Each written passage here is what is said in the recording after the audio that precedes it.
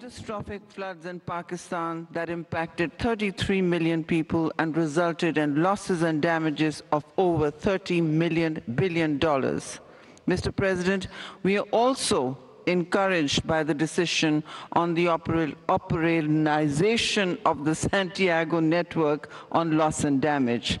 Through constructive engagement, all parties were able to arrive at a consensus that puts the network on a firm institutional footing with an advisory board and a secretariat, with a host to be selected through a robust process.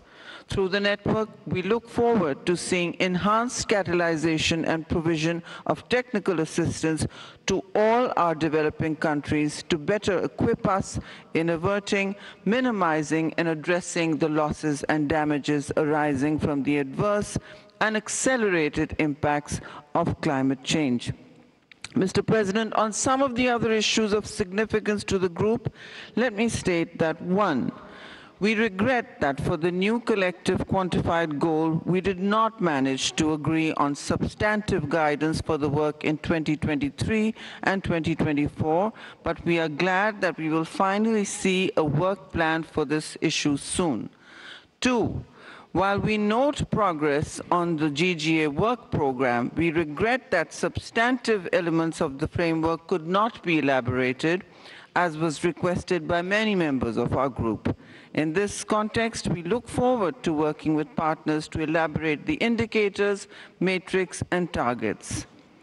3, we welcome the report and recommendations of the KCI, and we want to express our serious concern on the lack of progress on the midterm review of the work plan of the Forum and the KCI. We also emphasize the importance of advancing the work of the Forum and KCI to support the developing countries to understand, assess, and address the impacts of the implementation of response measures.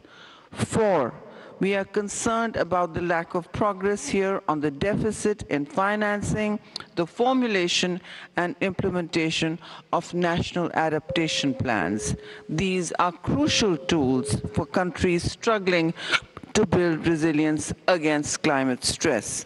And finally, we welcome the first joint work program of the technology mechanism for 2023 to 2027 and look forward to its effective implementation with adequate and predictable financial resources assured by the developed countries. In the end, Mr. President, allow me to reiterate that the Group of 77 and China will continue to support the climate change negotiation process in forging common ground for reclaiming our planet for our today, our present, as well as our future generations. As the new Executive Deputy Secretary General just said, it is to 2030 we must all look, and this is the decisive decade for us. Thank you very much.